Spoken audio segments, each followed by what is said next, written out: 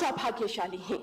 देश सेवा का व्रत लिए भारत के यशस्वी प्रधानमंत्री कर्मयोगी श्रद्धेय श्री नरेंद्र मोदी जी वर्चुअली हमारे बीच उपस्थित हैं। हम आपका अभिनंदन करते हैं। आप जन गण के मन की नई आशा हैं। नामुमकिन अब मुमकिन है। आपका हिमाचल वासियों की ओर से हृदय से अभिनंदन।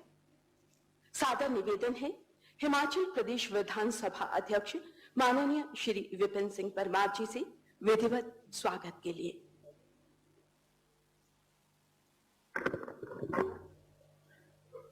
सम्मानित मंच एवं इस सम्मेलन के शुभारंभ पर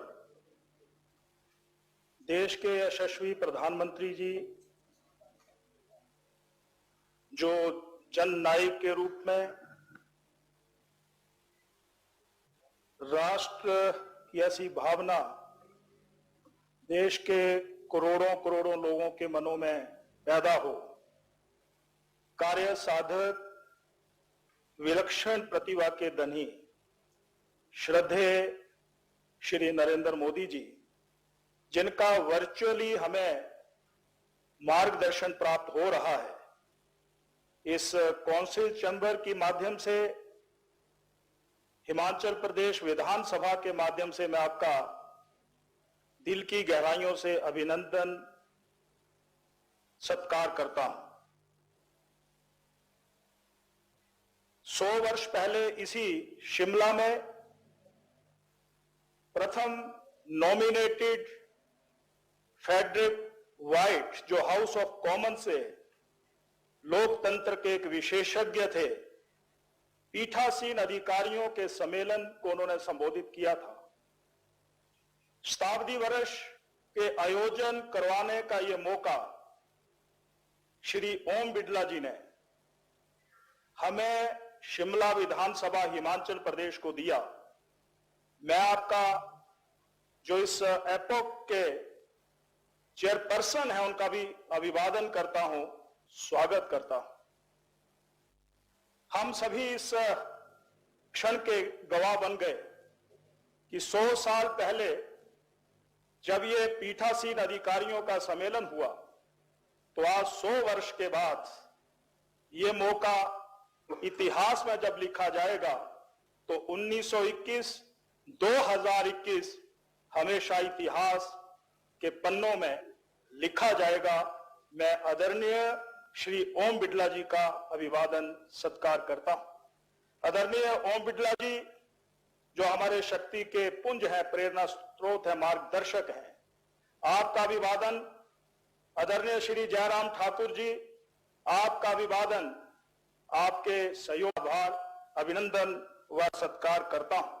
हमें यह 7वीं बार इस प्रकार के कार्यक्रम के आयोजन का सौभाग्य प्राप्त हुआ है और मैं ये कहना चाहता हूं कि 1921 में फ्रेडरिक वाइट इसके नॉमिनेटेड अध्यक्ष बने थे और 1925 में विठल भाई पटेल जी इलेक्टेड स्वराज पार्टी से चुने गए थे, जिन्होंने अंग्रेजी हुकूमत के प्रतिनिधि को हराया था। यह बहुत सी उपलब्धियों भरा स्थान है। मुझे ध्यान में है कि 1300 से अधिक प्रस्ताव इस माननीय सदन में पारित हुए हैं। हिंदुस्तान की महिलाओं को वोट का अधिकार मिलना चाहिए, ये 1925 में यहीं से प्रस्ताव पारित हुआ था। ये नदी नालों में और खड्डों में बहने वाला पानी पानी नहीं, ये सोना है, इस पर हमें रॉयल्टी मिलनी चाहिए, ये प्रस्ताव भी यहां पर पारित हुआ था। बुजुर्गों के पालन पोषण भत्ते का जिक्र अगर मैं करूं तो वो प्रस्ताव भी यहां पर पारित हुआ था। हर विधानसभा में विधानसभा का सचिवालय होना चाहिए, ये प्रस्ताव भी यहां पर पारित हुआ था, जो बाद में कानून बने। मैं समय की परिधि को ध्यान में रखते हुए इतना ही कहना चाहता हूं, ये विधानसभा श्रेष्ठ विधानसभाओं में गिनी जाती है। ई विधानसभा देश की सबसे पहली विधानसभा जहां पर माननीय विधायकों को पूरे उनके एंड्रॉइड फोन के ऊपर विकासात्मक जानकारियां उनको प्राप्त होती हैं। मैं इसके लिए भी यही कहना चाहता हूं कि टेक्नोलॉजी का सहारा लेकर के विकास को नई गति और नई दिशा देने की कोशिशें हिमाचल प्रदेश विधानसभा की ओर से हो रही हैं। अमृत महोत्सव और अभी पिछले कुछ दिन पहले हिमाचल प्रदेश के 50 वर्ष अस्तित्व में आने का कार्यक्रम महामहिम राष्ट्रपति जी इसी मंच पर आए थे और आज हमें ये मौका शताब्दी वर्ष के रूप में यहां पर प्राप्त हुआ है।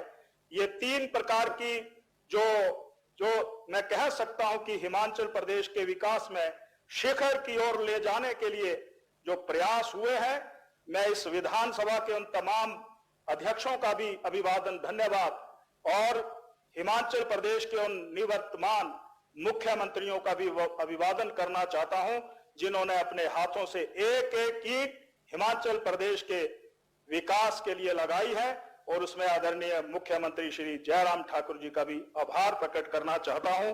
इतना ही कहना चाहता हूं, आप सभी यहां पर आए, आपका अभिवादन। श्रद्धेय प्रधानमंत्री जी हमारे साथ जुड़े हैं, आपका हमें मार्गदर्शन प्राप्त होगा, आपका भी मैं आभार प्रकट करना चाहता हूं। जय हिंद, जय हिमाचल।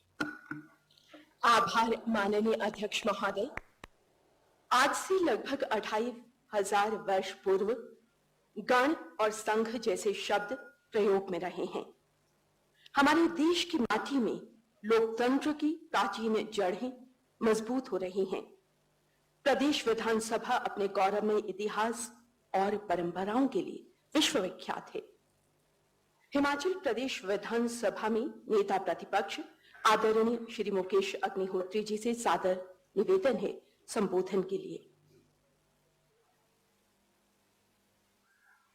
भारत के प्रधानमंत्री श्री नरेंद्र मोदी जी, जो कि हिमाचल प्रदेश के साथ भी बहुत नजदीकी से जुड़े रहे हैं और हिमाचल को भली भांति जानते हैं, आज के इस पावन मौके पे विशेष तौर पे यहाँ पे पहुंचे लोकसभा के अध्यक्ष माननीय श्री ओम बिरला जी, माननीय उपसभापति श्री हरवंश जी, माननीय मुख्यमंत्री श्री जयराम ठाकुर जी, विधानसभा के अध्यक्ष विपिन सिंह परमार जी एवं उपाध्यक्ष हंसराज जी और इस सभागार में उपस्थित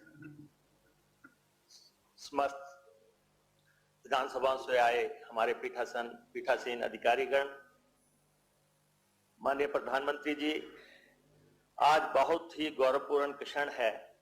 हिंदुस्तान के कई महत्वपूर्ण व ऐतिहासिक घटनाओं के साक्षी काउंसिल चैम्बर और इसके संसदीय इतिहास के 100 वर्ष पूरे हुए हैं। इस विधानसभा के इस सभागार के 100 साल पूरे हुए हैं और इस मौके पर हम सब एकत्रित हुए हैं। आपका आशीर्वाद हमें मिल रहा है। हिंदुस्तान में लोकतंत्र को सशक्त करने व संवैधानिक संस्थाओं को मजबूत करने के लिए यहीं से 100 वर्ष पूर्व सन 1921 में पीठासीन अधिकारियों का प्रथम सम्मेलन यहाँ पे हुआ था। लोकतंत्र की बुनियाद यहाँ पे रखी गई थी। हिंदुस्तानी लोकतंत्र का अलख यहाँ से जगाया गया था और यही स्थल भारतीय लोकतंत्र की संसदीय प्रणाली का सूत्रधार है। इसलिए आज का दिन हम सब के लिए लोकतंत्र के किसी पर्व से कम नहीं है और इस मौके पे आप हमारे बीच में विराजमान हैं। अतिथि देवो भव हमारी संस्कृति है और हम प्रधानमंत्री श्री नरेंद्र मोदी जी सहित इस सभागार में सभी का अभिनंदन और स्वागत करते हैं। विधानमंडल के पहले चयनित अध्यक्ष भी इसी यहीं पे कुर्सी पे विराजमान हुए थे, माननीय श्री विठल भाई पटेल जी, जहां पे श्री ओम बिरला जी आज सुशोभित हैं और उन्होंने अंग्रेजी हुक्मरानों को हराकर यहाँ पे पहले पीठासीन अधिकारी का आसन ग्रहण किया था। इस सदन में भारत को आजाद करने का प्रस्ताव भी पारित किया गया और महिलाओं के मताधिकार जैसे कई महत्वपूर्ण प्रस्ताव इस सदन में पारित होते रहे। हमें फक्र है कि पंडित मोतीलाल नेहरू, मदन मोहन मालवीय और लाला लाजपत राय जी जिनकी की आज पुण्यतिथि है, इस सदन को सुशोभित कर चुके हैं। अंग्रेजों के समय में शिमला ग्रीष्मकालीन राजधानी रहा और यहां पर केंद्रीय असेंबली का संचालन होता रहा। उसके बाद पंजाब विधानसभा यहां से चलती रही। हिमाचल प्रदेश सचिवालय भी कुछ समय के लिए यहां से चला। ऑल इंडिया रेडियो जैसे प्रतिष्ठित संस्थान यहां से चलाए गए और माननीय प्रधानमंत्री जी आज से 50 साल पहले श्रीमती इंदिरा गांधी जी ने 25 जनवरी 1971 को हमें पूर्ण राज्य का दर्जा दिया था और आज उसके 50 साल की जयंती भी हम यहाँ पे मना रहे हैं। हमारे हिमाचल प्रदेश का इतिहास 50 साल पुराना हो गया है और पूरा साल हम इस समारोह को सब मिलके मिला रहे हैं, दलगत राजनीति से ऊपर उठ के मना रहे हैं। इसमें कोई दो राय नहीं कि आज यहाँ पे पीठासीन अधिकारियों का कार्यक्रम हो रहा है। पीठासीन अधिकारी राजनीतिक दलों से आते हैं, लेकिन ये भारतीय लोकतंत्र की विशेषता है कि पीठासीन अधिकारियों की कोई पार्टी नहीं होती। इस संसदीय मर्यादा और उच्चतम परंपरा को हमें सुरक्षित रखने की आवश्यकता है। सदन के भीतर लोकतंत्र के सारे दारोमदार पीठासीन अधिकारियों के विवेक पर निर्भर करते हैं। लोकतंत्र परंपराओं और मान्यताओं से चलता है और इसलिए आज इनके समक्ष पेश आ रही तमाम चुनौतियों और चिंताओं पर गौर करने की जरूरत है। महोदय, एक समय था जब पीठासीन अधिकारी पार्टी की बैठकों में नहीं जाते थे, राजनीतिक पार्टी की बैठकों में नहीं जाते थे, चुनाव के दौरान प्रचार नहीं किया करते थे, लेकिन ये परंपराएं अब टूटने लगी हैं जो हमारी उच्च संसदीय मर्यादाओं और परंपराओं के विपरीत है।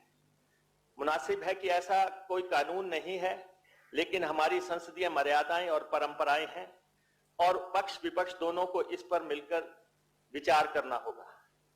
विधानमंडल जानकारियां छुपाने का भी मंच नहीं है, लेकिन देखने में आने लगा है कि आरटीआई के माध्यम से सूचनाएं पहले मिलती हैं और विधानसभाओं में देरी से मिलती हैं।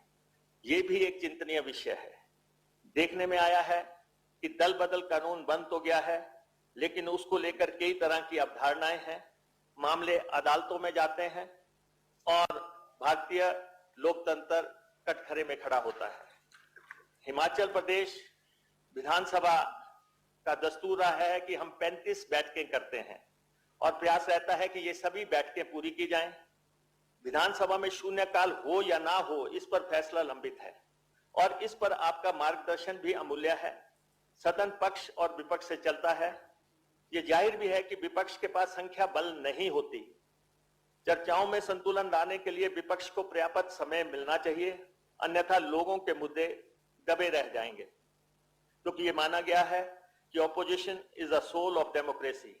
विपक्ष लोकतंत्र की आत्मा है और पंडित जवाहरलाल नेहरू आधुनिक भारत के जो शिल्पकार थे, मैं आज इस सदन में उनके द्वारा कहे गए वक्तव्य को दोहराता हूं। अध्यक्ष निष्पक्षता का प्रतीक है, संसदीय लोकतंत्र की परंपराओं का सच्चा संरक्षक है, इसलिए उसे एक अद्वितीय स्थान हासिल है।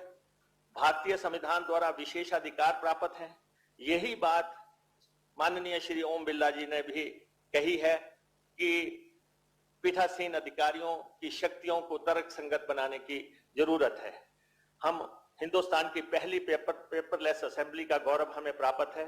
हिमाचल विधानसभा द्वारा स्थापित ई विधानसभा प्रणाली का पूरा देश अनुसरण कर रहा है। 100 वर्षों की इस स्वर्णिम यात्रा को यादगार बनाने के लिए निगाहें आपकी तरफ केंद्रित है।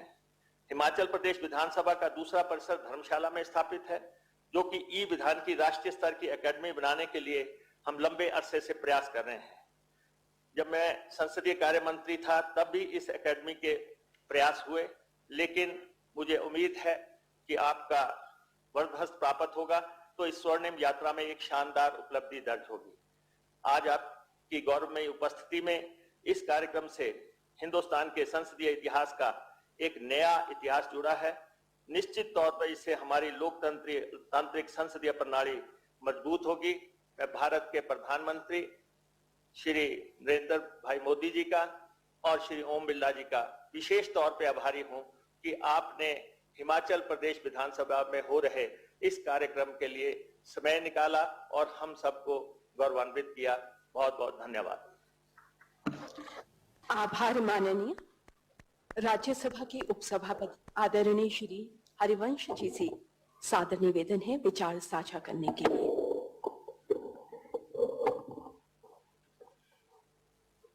आदरणीय प्रधानमंत्री माननीय श्री नरेंद्र मोदी जी, माननीय लोकसभा अध्यक्ष श्री ओम बिड़ला जी, माननीय मुख्यमंत्री हिमाचल प्रदेश श्री जयराम ठाकुर जी, माननीय स्पीकर हिमाचल प्रदेश विधानसभा श्री विपिन परमार जी, माननीय deputy speaker Himachal Pradesh Vidhan Sabha Shri Hansraj ji, all India presiding officers conference के 100 वर्ष पूरे होने के अवसर पर आयोजित इस 82वीं कॉन्फ्रेंस में देश भर से आए माननीय पीठासीन अधिकारीगण, हिमाचल प्रदेश विधानसभा के माननीय मंत्री एवं सदस्यगण, लोकसभा के महासचिव, राज्यसभा के महासचिव, हिमाचल प्रदेश विधानसभा के सेक्रेटरीगण, भाइयों और बहनों, आदरणीय प्रधानमंत्री जी इस अवसर पर उपस्थित हैं, उनका हार्दिक स्वागत, आभार और धन्यवाद। मेरी बधाई हिमाचल राज्य की स्थापना के 50 गौरवमय साल पूरे होने पर यहाँ की सरकार, विधानसभा और लोगों को उनकी उल्लेखनीय प्रगति और विकास के लिए। माननीय लोकसभा स्पीकर को धन्यवाद कि उन्होंने इस 100 वर्ष के महत्वपूर्ण अवसर पर 2 प्रासंगिक विषयों को चर्चा के लिए चुना है। पहला, journey of a century, evaluation and the way forward, और दूसरा, responsibility of presiding officers towards the constitution, the house and the people. यह पल ऐतिहासिक है, 100 वर्ष पहले के अतीत इतिहास पर नजर डालने का क्षण, साथ ही आने वाले 100 वर्षों के भविष्य को संवारने की जिम्मेदारी। अतिरिक्त अवसर यह है कि आजादी का अमृत महोत्सव का यह दौर भी है। यह 21वीं शताब्दी, हमारे माननीय स्पीकरगण, टेक्नोलॉजी प्रधान दुनिया है। आने वाला समय आर्टिफिशियल इंटेलिजेंस का है। डाटा हमारी नियति तय करेंगे। वर्चुअल करेंसीज और financial technology, forms, climate change, clean energy जैसे इशूज इंसान और धरती का भविष्य प्रभावित कर रहे हैं। कोविड के प्रकोप से हम गुजर ही रहे हैं। ऐसे अनेक इशूज हैं जो कि ग्लोबल दुनिया में भारत, इंसान और चुनौती पेश कर रहे हैं। 21 में क्या हमारी संसदीय या विधायी प्रणाली, तैयारी और कानून इनके अनुरूप हैं? बदलते समय के साथ क्या इनमें इंस्टीट्यूशनल चेंजेस हमने करने की, यह दौर इसमें क्या है, यह मैं आपको इस दौर के सबसे बड़े फ्यूचरिस्ट के रूप में जिस व्यक्ति का नाम रे कुर्जविल, उनका एक छोटा कोट बताना चाहता हूं। With in a few decades machine intelligence will surpass human intelligence, leading to the singularity technological change so rapid and profound it represents a rupture in the fabric of human society. Artificial intelligence के experts कह रहे हैं कि 2021 से 30 के इस दौर में आर्टिफिशियल इंटेलिजेंस पूरी तरह मानव सभ्यता, व्यवस्था सबको बदल देगा। मेरे मन के अंदर यह जिज्ञासा उठती है कि क्या हमारी विधायिका, सरकार, प्रशासन, पूरी व्यवस्था के लिए यह जो बदलते समय का अवसर है, हम नए ढंग से इन परिस्थितियों के अनुरूप अपने को ढाल रहे हैं। इन परिस्थितियों में हमें डायनेमिक लेजिस्लेचर की भी जरूरत है। इसलिए हमें डायनेमिक लेजिस्लेचर की जरूरत है जो अपनी संस्थाओं इसके अनुरूप बना सके।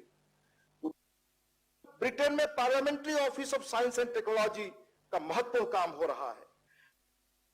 मुद्दों पर तथ्य इकट्ठा करना और हाउस ऑफ कॉमन्स और हाउस ऑफ लॉर्ड्स को संसाधन देकर उनका परीक्षण, अध्ययन और उनको आगे क्रियान्वित करने की ओर ले जाने का प्रयास। इसी तरह फ्यूचर्स कमेटी का काम उन इश्यूज को विकसित करना है जो आने वाले समय में देश को प्रभावित करने वाले हैं। अब हमें भी ऐसा विलंब करनी चाहिए। आवश्यक कानून बनाने में विलंब की भारी कीमत देश और समाज चुकाता है। मैंने पहले कभी उल्लेख किया है कि अगर समय से हमने कानून नहीं बनाए, समय के साथ तालमेल नहीं रखा, तो सोशियो इकोनॉमिक कॉस्ट बड़े पैमाने पर हमें चुकाना पड़ता है। केवड़िया में मैंने इसका उल्लेख किया था। साथ ही मैं बहुत संक्षेप में उल्लेख करना चाहूंगा कुछ जो रिडंडेंट लॉज हैं, अनावश्यक कानून है, उनको रिपील करने का। आदरणीय प्रधानमंत्री जी ने इंडिपेंडेंस डे के अवसर पर एक कानून का उल्लेख किया। कम से कम मेरे लिए बड़ी जानकारी थी वो, जो मैं कोशिश करता हूं कि थोड़ा पुराने कानूनों को जानूं। वो कानून 200 वर्षों से देश में लागू था, 1857 से पहले से मैप से संबंधित। माननीय प्रधानमंत्री जी के निर्देश पे रामानुजन कमेटी बनी, जिसने केंद्र में अनावश्यक कानूनों की पहचान की। 2014 से 19 के बीच लगभग 1479, लगभग 1500 लॉज को रिपील किया गया, पर राज्यों में यह पहल अभी तेजी से होनी बाकी है। काफी कोशिश के बाद निजी पहल मैंने की, 9 राज्यों से हमें सूचनाएं मिली। कर्नाटक ने 2003 से 2020 के बीच 1300 पुराने कानूनों को निरस्त किया है। इसी तरह उत्तर प्रदेश ने पिछले 400 सालों में 500 अनावश्यक कानूनों को निरस्त किया है। आंध्र, तमिलनाडु और बंगाल ने भी इस दिशा में कदम उठाए हैं, पर बाकी राज्यों में भी ऐसा होना बाकी। इसी तरह एक और मैं उदाहरण के तौर पे कहूं, जैसे पूरे चावल से एक चावल देखते हैं, ऐसे अनेक कानूनों के बीच से महज एक का मैं उदाहरण दे रहा हूं, ताकि मैं यह आपसे निवेदन कर सकूं कि सारे चीजों को नए संदर्भ में हमें देखने की जरूरत है। इसी तरह जब हम सांसद बनकर आए तो सदन के फ्लोर पर दिए जाने वाले आश्वासनों का मामला हमने स्टैंडिंग कमेटी की मीटिंग में कल उल्लेख भी किया था शाम में, और पता चला, कई माननीय स्पीकर ने बताया कि 25-30 वर्ष से अनेक इंश्योरेंसेज पड़े हुए हैं। इसी तरह राज्यसभा में 842 इंश्योरेंसेज है, 10 वर्ष से पुराने। लोकसभा में भी ये इंश्योरेंसेज की हालत है, ये काफी वर्ष पुराने हैं। इनकी हकीकत क्या हम जानते हैं कि इनका ना बजट में प्रावधान है, न योजना में महज ये आश्वासन है। कमेटियों को बैठक होती है, कितना श्रम लगता है, कितने पैसे लगते हैं, देश का कितना उसमें श्रम और पूंजी जाती है, पर इस पर कुछ होना नहीं, हम सब जानते हैं। पर क्यों ऐसी चीजों को हम कैरी करते हैं? यह ऐतिहासिक अवसर है, 100 वर्ष जब हो रहे हैं तो हमारे कंधों पर दायित्व है कि हम आने वाले 100 वर्षों के लिए वो उन्हें के लिए कानून बनाएं, जिसकी चर्चा अभी हुई कि 100 वर्षों में हमने क्या उल्लेखनीय कानून देश और समाज के लिए बनाए हैं। सनसेट कॉलेज, जिसका भी मैंने उल्लेख किया था। पुराने पड़ गए कानूनों को हटाने के साथ साथ ही नए कानूनों के बारे में भी उनकी सीमा और अवधि को देखना चाहिए। अनेक देशों में जो एक्ट्स पास होने उनमें एक सनसेट क्लॉज डाल दिया जाता है, जिससे कुछ अवधि के बाद वो एक्ट्स अपने आप समाप्त हो जाते हैं। विशेषज्ञ कहते हैं कि कानून तो फिजिकल एज के हमारे बने हैं, क्या हमारा लीगल सिस्टम या व्यवस्था इस डिजिटल और वर्चुअल एज में बदलाव के साथ गति रख पा रहा है? यह हमें देखना चाहिए। हमारे रूल्स ऑफ प्रोसीजर के बारे में इसका भी उल्लेख किया था हमने पहले। डिजिटल एरा की व्यवस्था फिजिकल एरा के कानूनों को एफिशिएंटली नहीं चला सकती। रूल्स ऑफ प्रोसीजर और कंडक्ट ऑफ बिजनेस राज्यसभा 1964 में ड्राफ्ट हुआ। इसी तरह rules of procedure and conduct of business Lok Sabha 1952 में। इसके बाद दशकों के अंतराल में पीसमिल चेंजेज होते रहे। क्या आधुनिक समय के साथ तालमेल रखने के लिए इन रूल्स और प्रोसीजर को हम आधुनिक बनाएं? इस पर हमें गौर करना चाहिए। इसी तरह मैं बहुत विस्तार से बताता, इसी स्पीकर्स कॉन्फ्रेंस में 1926 से लेकर 68 तक और बाद के दिनों में डिसरप्शन और इंडिसिप्लिन पर क्या चर्चा हुई है, पर अभी तक हमको इसका रास्ता निकाल नहीं सके। मैं तय समय में महज यही आपसे निवेदन करना चाहता हूं कि हमने कुछ उदाहरण दिए। केवड़िया में भी हमने इसके पहले इनका उल्लेख किया था। All India presiding officers conference Dehradun, Lucknow में भी इन बातों का हमने जिक्र किया।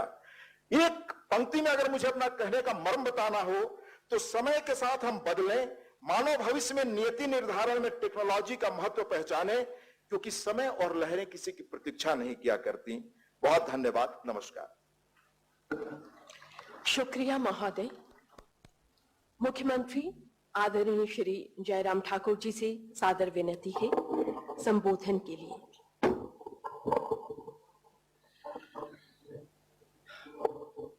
आज इस बहुत ही गौरवमय पल, इस अवसर पर जहां हम बात सुन रहे हैं, अखिल भारतीय पीठासीन अधिकारी सम्मेलन में आज जहां एकत्रित हैं, हमारे साथ वर्चुअल माध्यम से जुड़े देश के हमारे यशस्वी प्रधानमंत्री आदरणीय नरेंद्र भाई मोदी जी, लोकसभा के माननीय अध्यक्ष एवं अध्यक्ष भारतीय पीठासीन अधिकारी सम्मेलन ओम बिरला जी,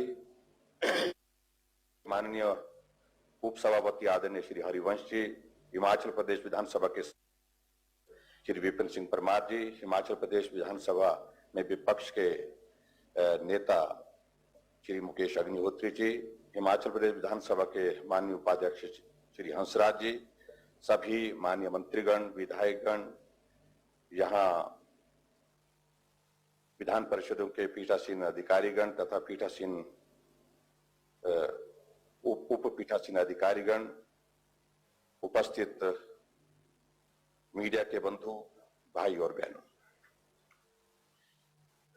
यह स्वाभाविक रूप से हमारे लिए, हिमाचल प्रदेश के लिए एक गौरवमय पल है और मैं देवभूमि हिमाचल प्रदेश की ओर से आदरणीय प्रधानमंत्री जी का वर्चुअल माध्यम से हम सबके साथ जुड़ करके हम सबका मार्गदर्शन करने के लिए जहां आभार व्यक्त करता हूं, वहीं मैं लोकसभा के सम्मानीय अध्यक्ष श्री ओम बिरला जी का भी आभार व्यक्त करता हूं कि आपने ये अवसर हिमाचल प्रदेश को दिया और हिमाचल प्रदेश में जो 82वें अखिल भारतीय पीठासीन अधिकारी का ये सम्मेलन का आयोजन किया।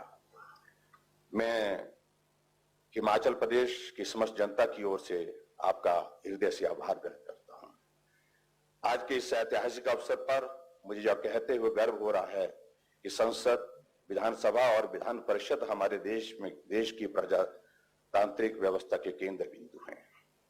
इस माननीय सदन इन माननीय सदनों के सदस्य लोगों की आशाओं और अपेक्षाओं को ध्यान में रखते हुए विभिन्न विषयों पर गहन विचार विमर्श कर देश व प्रदेश के विकास और लोगों के कल्याण के लिए अधिनियम, नियम और नीतियों का निर्माण करते हैं। हमारे प्रदेश की विधानसभा का भी गौरवशाली इतिहास रहा है। राज्य के विधिकारी निकाय के तौर पर विधानसभा जनता के हृदय में महत्वपूर्ण स्थान रखती है। हिमाचल प्रदेश का यह सदन अपनी उच्च परंपराओं के निर्वहन और सकारात्मक विचार विमर्श के लिए जाना जाता है। प्रदेश विधानसभा के पहले अध्यक्ष श्री जयवंत राम जी से लेकर आज श्री विपिन सिंह परमार जी तक विभिन्न महानुभावों ने इस माननीय सदन की अध्यक्षता की और गरिमापूर्ण ढंग से सदन की कार्यवाही का संचालन व मार्गदर्शन किया है।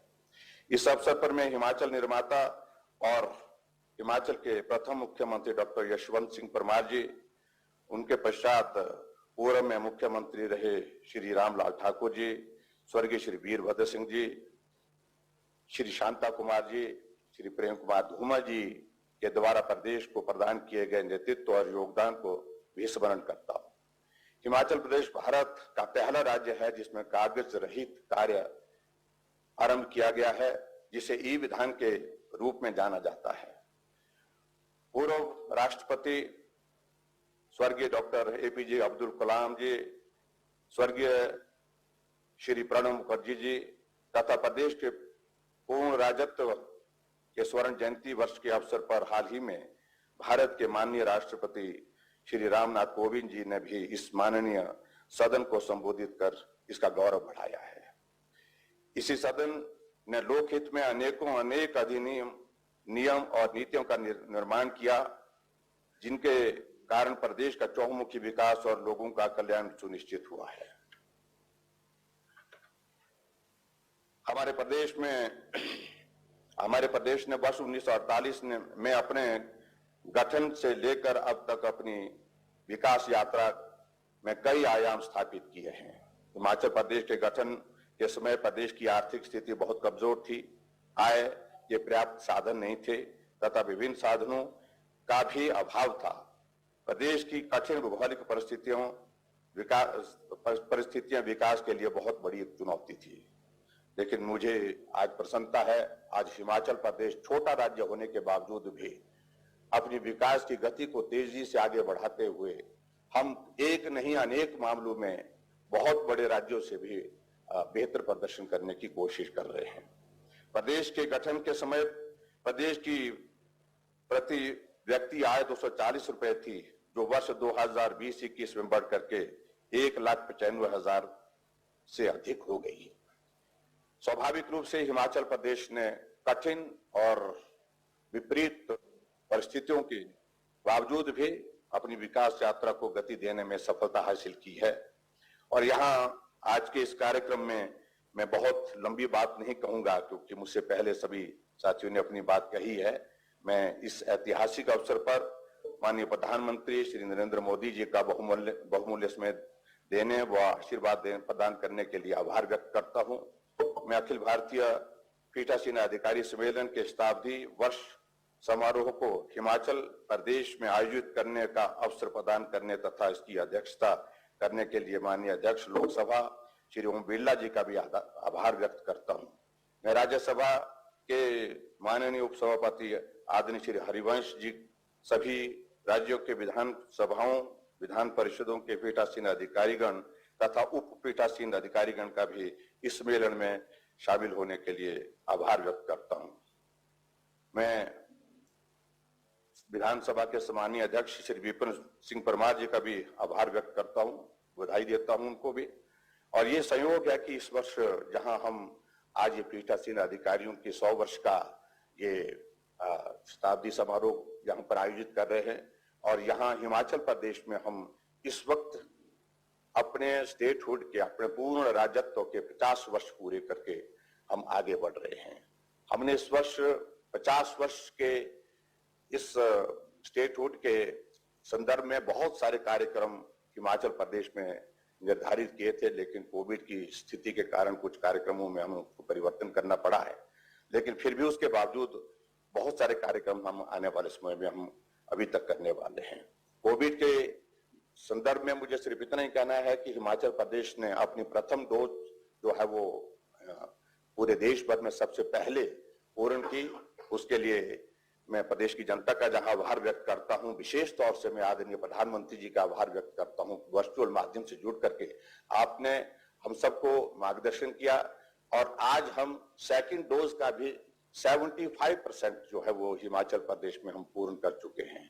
और मुझे पूरा भरोसा है कि आने वाले समय में बहुत जल्दी जहां आदरणीय प्रधानमंत्री जी के नेतृत्व में ये देश इस कोविड के संकट से बाहर निकल करके एक सामान्य परिस्थिति में जिस प्रकार से हम जीवन यापन करते थे, काम करते थे और प्रगति की लिए सारी चीजों को लेकर के आगे बढ़ करके मेहनत करते थे, उसी तरह से हम आगे बढ़ेंगे। और आज मैं इतना ही जरूर कहना चाहता हूं कि जहां एक बात को लेकर के, क्योंकि हमारे हिमाचल प्रदेश में एक विधानसभा हमारी धर्मशाला में भी बनी हुई है, उसका हम पूर्ण उपयोग करना चाहते हैं हम, क्योंकि उस वहां सत्र विंटर सेशन हमारा होता है, लेकिन वो छोटा होता है, 5-7 दिन का होता है। अगर यहाँ हमारी जो राष्ट्रीय ई एकेडमी अगर धर्मशाला में अगर हमारे लिए स्वीकृत होती है, तो निश्चित रूप से उससे हमें एक बहुत बड़ा उसका लाभ मिलेगा, और उस भवन का भी पूर्ण रूप से हम उपयोग करने की स्थिति में हो पाएंगे। मैं आज राज्यसभा व लोकसभा के महासचिव, सभी अधिकारी, मीडिया के बंधुओं का जो आज के इस कार्यक्रम में यहाँ पर शामिल हुए, उनका भी आभार व्यक्त करता हूं। एक बार फिर से आदरणीय प्रधानमंत्री जी का वर्चुअल माध्यम से हम सबके बीच में जुड़ करके हम सबका मार्गदर्शन के लिए आपने समय निकाला, मेरा हृदय से हिमाचल देवभूमि की ओर से आपका बहुत बहुत आभार, बहुत बहुत धन्यवाद। नमस्कार, जय हिंद। आभार परम आदरणीय मुख्यमंत्री जी। लोकसभा के माननीय अध्यक्ष परम सम्माननीय श्री ओम बिरला जी से बड़े अदब व एहतराम के साथ गुजारिश है उद्बोधन के लिए।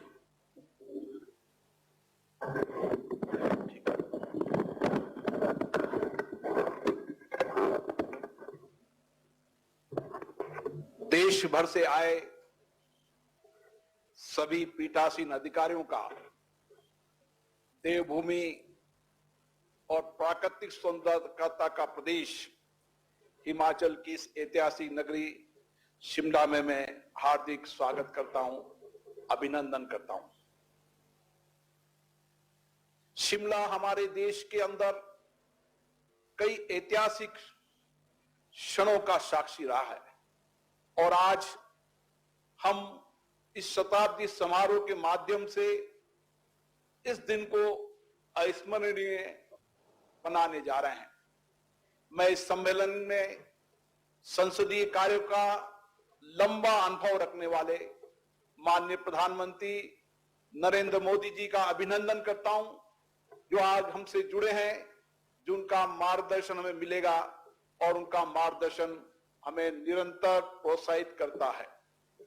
देश के विधायी निकायों के पीठासीन अधिकारियों का सम्मेलन का आरंभ आज से 100 वर्ष पहले यही हुआ था।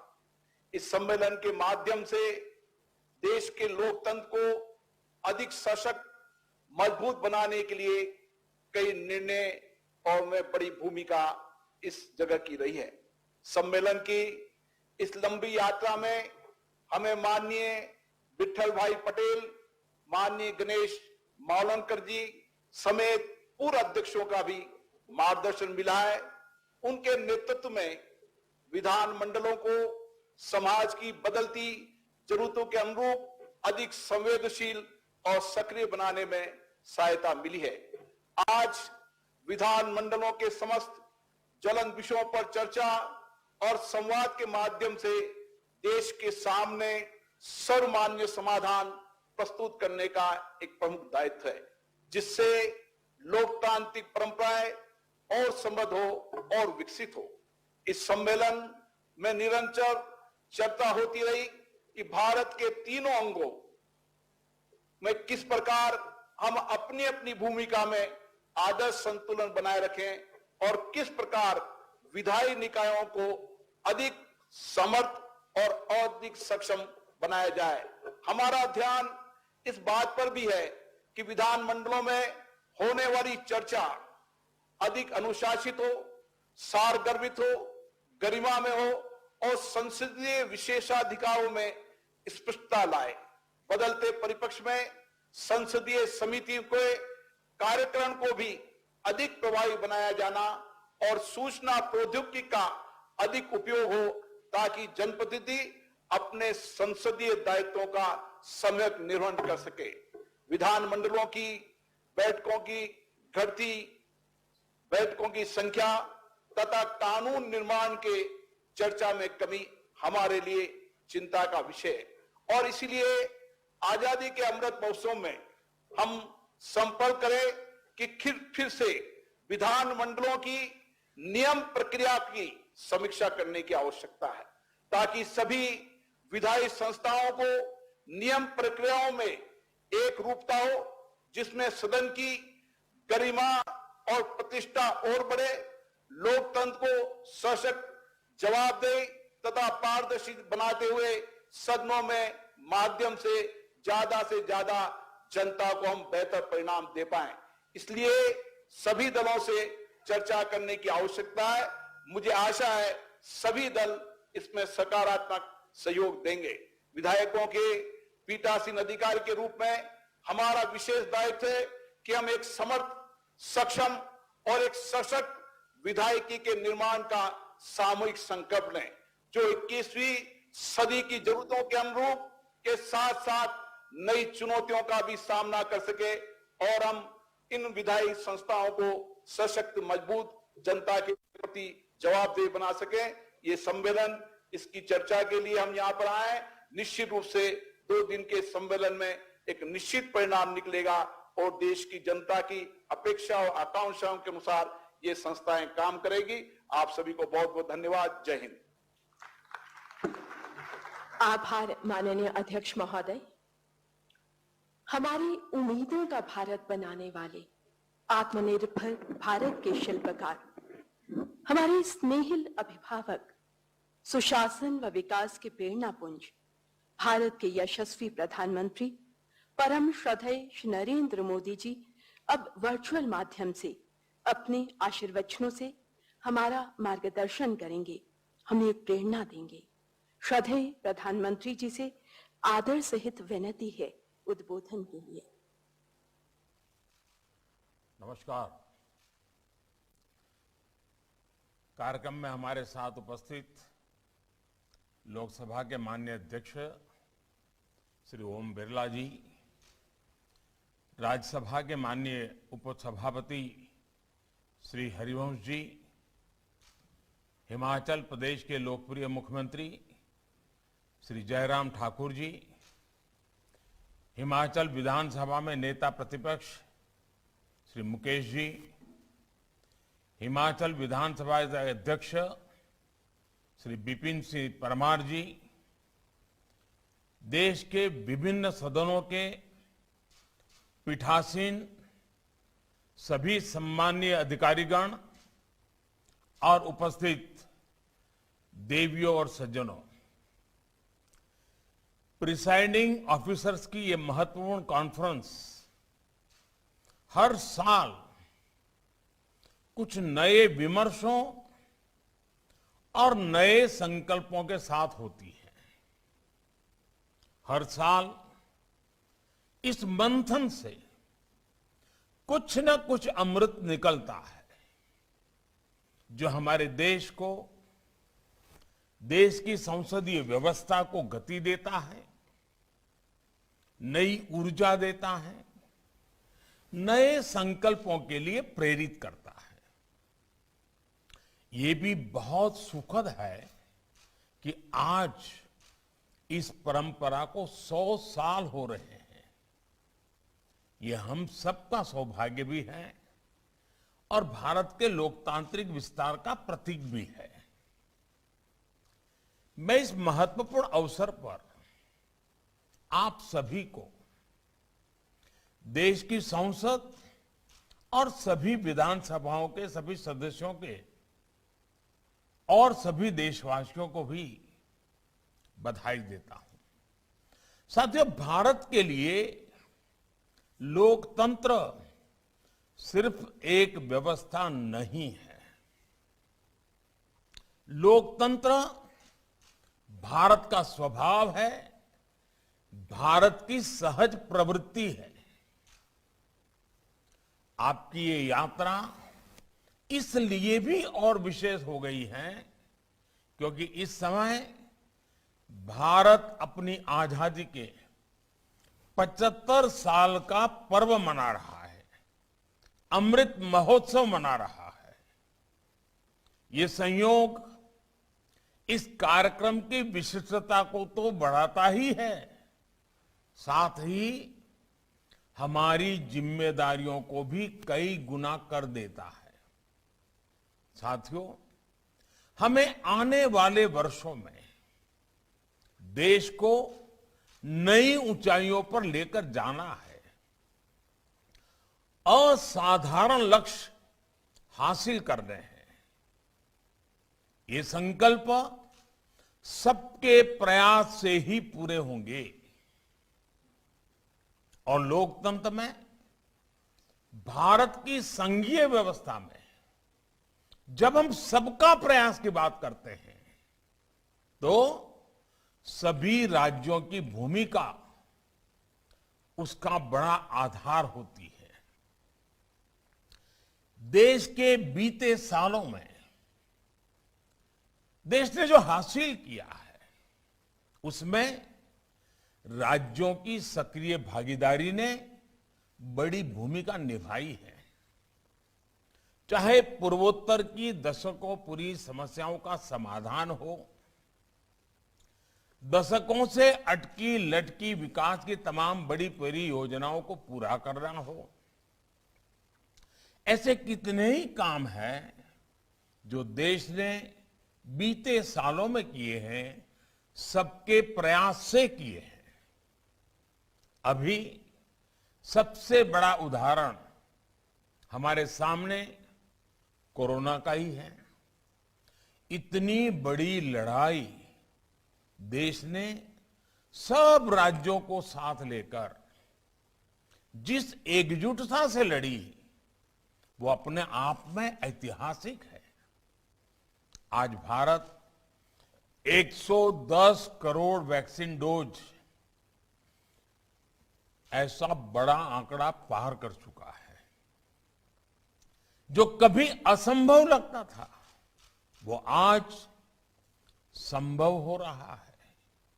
इसलिए हमारे सामने भविष्य के जो सपने हैं, जो अमृत संकल्प हैं, वो भी पूरे होंगे।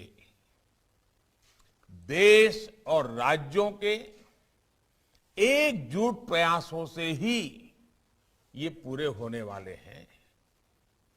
ये समय अपनी सफलताओं को आगे बढ़ाने का है, जो रह गया है उसे पूरा करने का है और साथ ही एक नई सोच, नए विजन के साथ हमें भविष्य के लिए नए नियम और नीतियां भी बनानी है।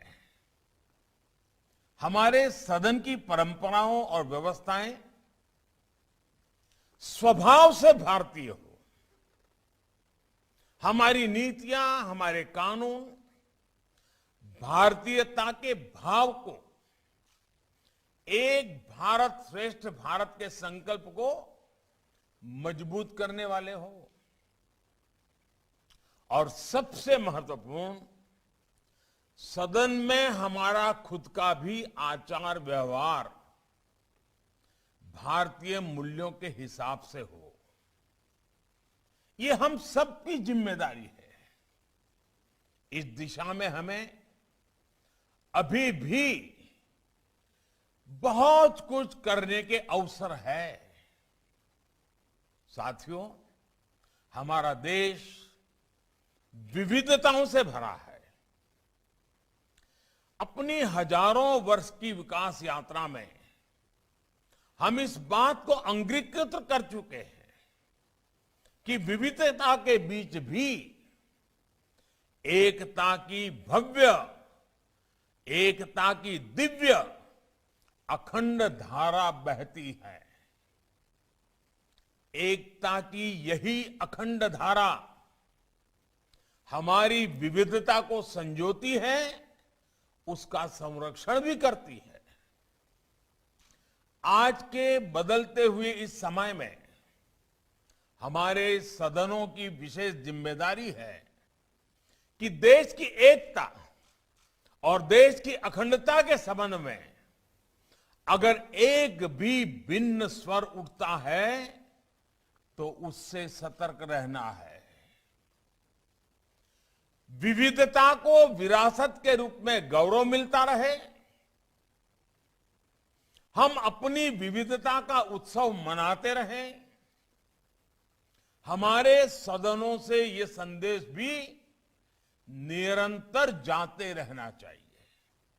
साथियों, अक्सर राजनेताओं के बारे में, जनप्रतिनिधियों के बारे में कुछ लोग ये छवि बना लेते हैं कि ये नेता है तो 24 घंटे राजनीतिक उठापटक में ही जुटे होंगे, किसी जोड़ तोड़ खींचतान में जुटे होंगे। लेकिन आप गौर करें तो हर राजनीतिक दल में ऐसे जनप्रतिनिधि होते हैं जो राजनीति से परे अपना समय, अपना जीवन समाज की सेवा में, समाज के लोगों के उत्थान में खपा देते हैं। उनके ये सेवा कार्य राजनीति में लोगों की आस्था को, विश्वास को मजबूत बनाए रखते हैं। ऐसे जनप्रतिनिधियों को समर्पित मेरा एक सुझाव है। हम अपने सदनों में बहुत सी विविधताएं करते हैं, जैसे प्राइवेट बिल लाते हैं, उसके लिए समय निकालते हैं। कुछ सदनों में 0 ओवर के लिए समय निकालते हैं। क्या साल में 3-4 दिन, किसी सदन में 1 दिन, किसी समय 2 दिन ऐसे रखे जा सकते हैं कि जिसमें समाज के लिए कुछ विशेष कर रहे हमारे जो जनप्रतिनिधि हैं, उनके अनुभव हम सुने, वो अपने अनुभव बताएं, अपने समाज जीवन के इस पक्ष के बारे में भी देश को जानकारी दें। आप देखिएगा, इससे दूसरे जनप्रतिनिधियों के साथ ही समाज के अन्य लोगों को भी कितना कुछ सीखने को मिलेगा। राजनीतिक क्षेत्र के नेताओं का एक जो रचनात्मक योगदान भी होता है, वह भी उजागर होगा। और जो रचनात्मक कामों में लगे हुए लोग हैं, उनको भी राजनीति से दूरी बनाए रखने की जो प्रवृत्ति बढ़ती जा रही है, उसके बजाय ऐसी सोच, ऐसी सेवा करने वाले लोग राजनीति से जुड़ते जाएंगे तो राजनीति भी अपने आप में समृद्ध होगी। और मैं मानता हूं कि एक छोटी सी कमेटी बना दी जाए जो ऐसे अनुभवों के संबंध में स्क्रीनिंग कर लें, वेरीफाई कर लें और फिर कमेटी तय करे कि भाई इतने लोगों का कथन होना चाहिए। तो आप देखिए क्वालिटेटिवली बहुत चेंज आएगा। और मैं जानता हूं कि पीठाधीश जो हैं वे इन बातों को बहुत अच्छी तरह जानते हैं कि कैसे अच्छी से अच्छी चीजें खोज करके ले आना। लेकिन मैं मानता हूं कि इस तरह के आयोजन से बाकी सदस्यों को राजनीति से भी ज्यादा, राजनीति से भी कुछ अलग, कुछ न कुछ करने की प्रेरणा मिलेगी और साथ ही देश को भी इस तरह के प्रयासों के बारे में जानने का अवसर मिलेगा। साथियों, हम क्वालिटी डिबेट को बढ़ावा देने के लिए कुछ भी और आवश्यकता है, हम लगातार कुछ न कुछ इनोवेटिव कर सकते हैं। डिबेट में वैल्यू एडिशन कैसे हो, क्वालिटेटिवली डिबेट लगातार नए स्टैंडर्ड्स को कैसे प्राप्त करे, हम क्वालिटी डिबेट के लिए भी अलग से समय निर्धारित करने के बारे में सोच सकते हैं क्या? ऐसे डिबेट जिसमें मर्यादा का, गंभीरता का पूरी तरह से पालन हो, कोई राजनीतिक छीटाकशी ना हो, एक तरह से वो सदन का सबसे हेल्दी समय हो, हेल्दी डे हो। मैं रोज के लिए नहीं कह रहा हूं, कभी 2 घंटे, कभी आधा दिन, कभी 1 दिन। क्या हम इस तरह का कुछ प्रयास कर सकते हैं? Healthy day, healthy debate, quality debate, value addition करने वाली डिबेट, रोजमर्रा की राजनीति से बिल्कुल मुक्त डिबेट। साथियों, ये आप भी भली भांति जानते हैं कि जब देश की संसद या कोई विधानसभा अपना नया कार्यकाल शुरू करती है तो उसमें ज्यादातर सदस्य फर्स्ट टाइमर होते हैं। यानी राजनीति में बदलाव लगातार होते हैं, जनता लगातार नए लोगों को, नई ऊर्जा को मौका देती है और जनता के ही प्रयासों से सदन में भी हमेशा ताजगी, नया उत्साह, नया उमंग आता ही है। हमें इस नए पैन को नई कार्यप्रणाली में ढालने की जरूरत है कि नहीं है? मुझे लगता है कि बदलाव आवश्यक है। इसके लिए ये जरूरी है कि नए सदस्यों को सदन से जुड़ी व्यवस्थित ट्रेनिंग दी जाए, सदन की गरिमा और मर्यादा के बारे में उन्हें बताया जाए। हमें अक्रॉस द पार्टी सतत संवाद बनाने पर बल देना होगा। राजनीति के नए मापदंड भी बनाने ही होंगे।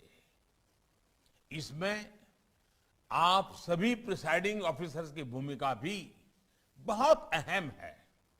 साथियों, हमारे सामने एक बहुत बड़ी प्राथमिकता सदन की प्रोडक्टिविटी को बढ़ाने की भी है।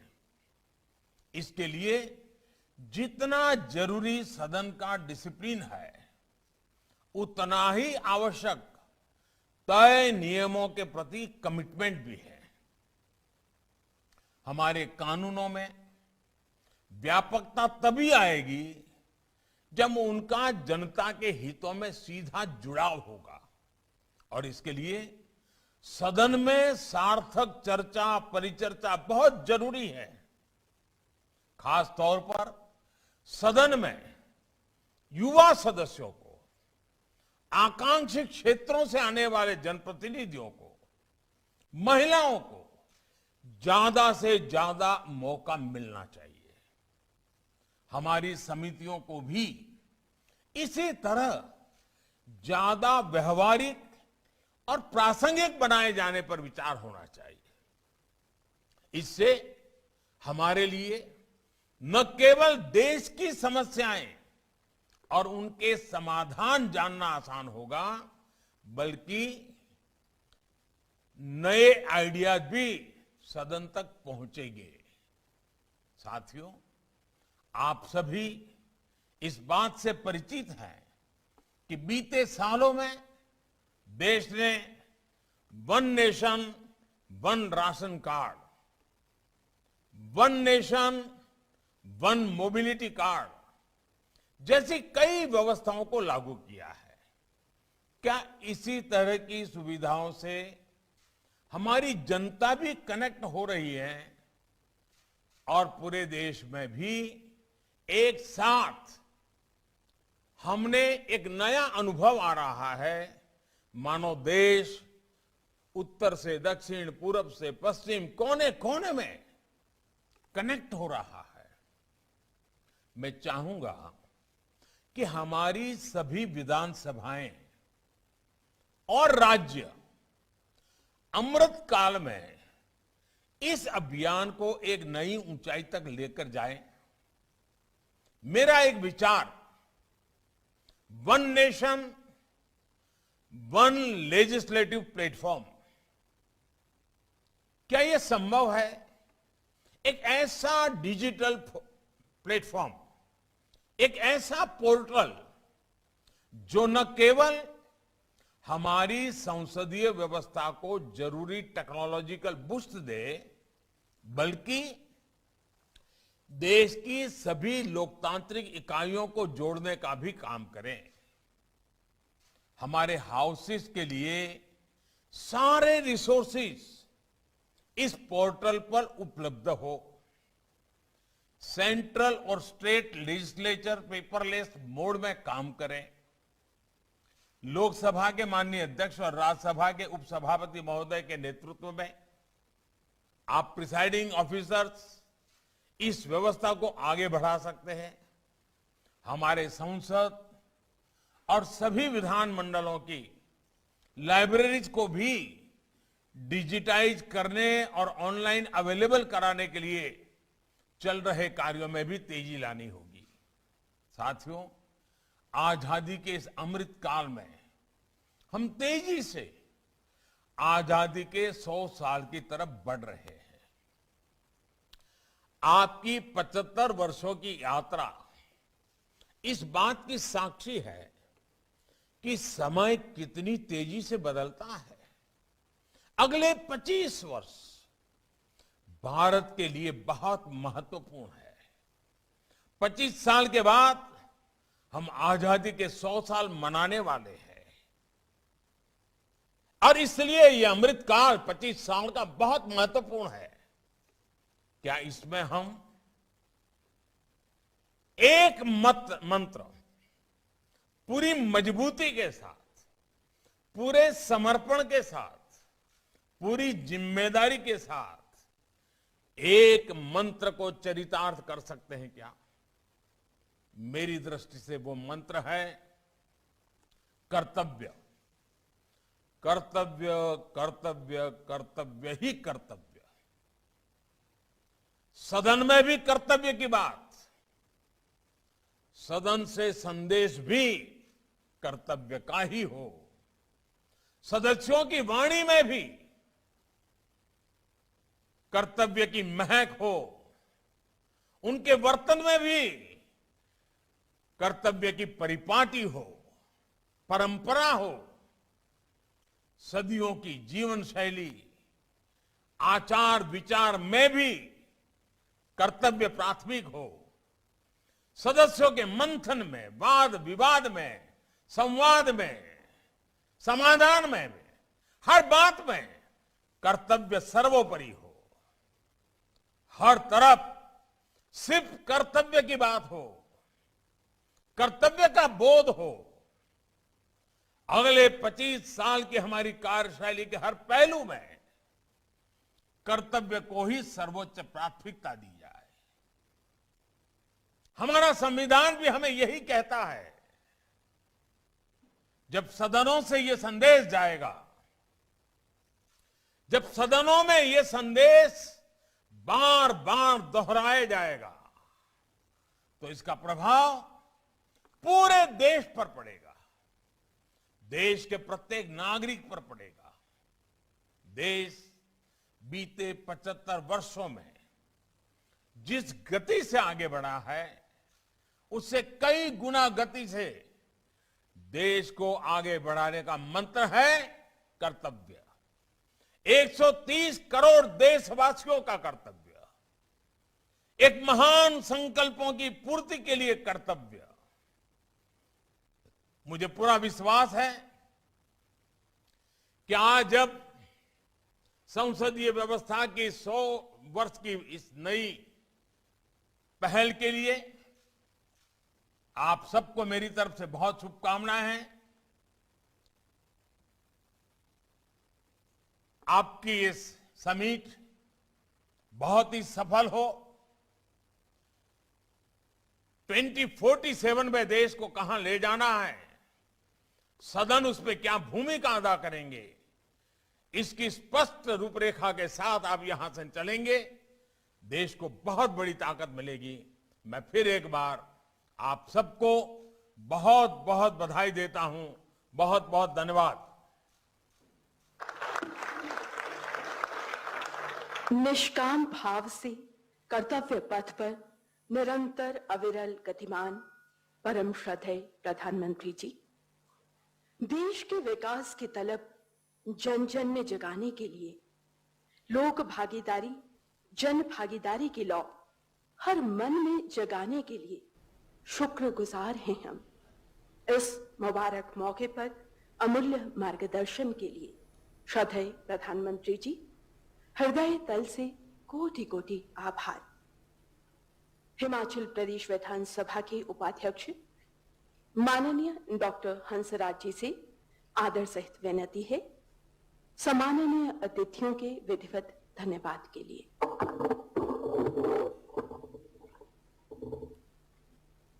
मैं देश के यशस्वी प्रधानमंत्री आदरणीय श्री नरेंद्र मोदी जी का, अखिल भारतीय पीठासीन अधिकारियों के चेयरमैन एवं लोकसभा के सम्माननीय अध्यक्ष श्री ओम बिरला जी का, हिमाचल प्रदेश के लोकप्रिय मुख्यमंत्री ठाकुर जयराम जी का, राज्यसभा के माननीय उप सभापति श्री हरवंश जी का, हिमाचल प्रदेश विधानसभा के माननीय अध्यक्ष श्री विपिन सिंह परमार जी का, नेता प्रतिपक्ष श्री मुकेश अग्निहोत्री जी का, विधान परिषदों विधानसभा सभाओं के पीठासीन अधिकारी, उप पीठासीन अधिकारी, मंत्री परिषद के सभी सदस्यगण, माननीय विधायकगण, विधानसभा के सभी पूर्व अध्यक्ष जो आज यहाँ इस कार्यक्रम में मौजूद हैं, तथा मीडिया के सभी साथीगण, मैं सबका बहुत बहुत आभार व्यक्त करता हूँ।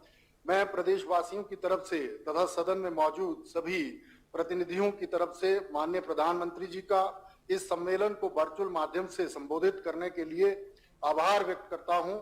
महोदय, आपने अपने संबोधन में हम सभी का मार्ग प्रशस्त किया है। मैं आपका कोटि कोटि धन्यवाद करता हूं।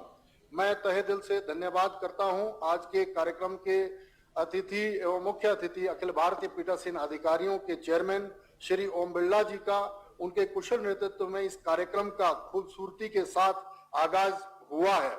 आज हम अखिल भारतीय पीठासीन अधिकारियों के सम्मेलन का शताब्दी वर्ष मना रहे हैं तथा 22वें अखिल भारतीय पीठासीन अधिकारियों के सम्मेलन का ये प्रथम दिन है। मैं इस सम्मेलन के शताब्दी वर्ष समारोह को शिमला में आयोजित करने तथा उस सम्मेलन में व्यक्तिगत रूप से उपस्थित रहने के लिए आप सभी का बहुत बहुत धन्यवाद करता हूं। आपने अपने संबोधन के माध्यम से जहां संसदीय प्रणाली पर प्रकाश डाला है, वहीं लोकतंत्र की मजबूती और ज्यादा प्रयास करने की इच्छा जाहिर की है। कर्तव्य शब्द का प्रयोग माननीय प्रधानमंत्री जी ने बेहतरीन तरीके से किया है। मैं माननीय प्रधानमंत्री जी का विशेष रूप से आभार व्यक्त करता हूं। मैं माननीय मुख्यमंत्री ठाकुर जयराम जी का, राज्यसभा के उपसभापति श्री हरवंश जी का, हिमाचल प्रदेश के विधानसभा के सम्माननीय अध्यक्ष विपिन परमार जी का, नेता प्रतिपक्ष जिन्होंने अपने उद्गार यहाँ विधानसभा में व्यक्त किए हैं, मैं इन सबका भी विशेष रूप से धन्यवाद करता हूं। मैं विधानसभा सभाओं के सभी माननीय पीठासीन अधिकारियों, विधान परिषदों के पीठासीन उप अध्यक्षों, आप सभी का भी तहे दिल से धन्यवाद करता हूं जो आप समय पर जो है वो इस माननीय सदन में मौजूद हुए।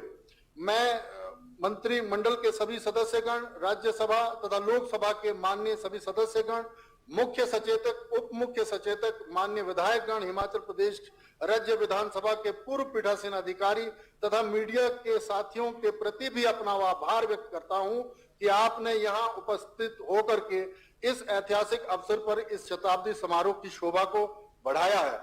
मैं पत्रकार दीर्घा में उपस्थित मीडिया के सभी पत्रकार बंधुओं का भी आभार व्यक्त करता हूं कि आप अपना अमूल्य समय देकर इस ऐतिहासिक क्षण में शामिल हुए हैं। मुझे सचिव विधानसभा, विधानसभा के सभी अधिकारियों, कर्मचारियों, लोक निर्माण, विद्युत, सिंचाई, स्वास्थ्य, नगर निगम, अग्निशमन, स्वास्थ्य, लोक संपर्क, दूरदर्शन, डाक तथा अन्य विभागों के अधिकारियों, कर्मचारियों का भी आभार व्यक्त करना है जो इस समारोह को सफल बनाने के लिए अपना सहयोग दे रहे हैं। मुझे हिमाचल प्रदेश के पुलिस एवं गृह विभाग और स्थानीय प्रशासन का भी आभार व्यक्त करना है जिन्होंने सुरक्षा समारोह से संबंधित सभी नियमों को जो है यहाँ पर लागू किया है। मैं विशेष तौर से फिर से माननीय प्रधानमंत्री जी का बहुत बहुत धन्यवाद करता हूं जो विषय माननीय मुख्यमंत्री जी ने और नेता प्रतिपक्ष और विधानसभा के अध्यक्ष एकेडमी का धर्मशाला में रखा है। हमें पूर्ण विश्वास है कि आने वाले समय में उसको आपके मार्गदर्शन में और माननीय अध्यक्ष संसद ओम बिरला जी के माध्यम से हमें मिलेगी। इस कामना के साथ मैं फिर से आभार माननीय प्रधानमंत्री जी का, सभी पीठासीन अधिकारियों का और यहाँ मौजूद सभी लोगों का व्यक्त करता हूं। धन्यवाद। जय हिंद, जय हिमाचल।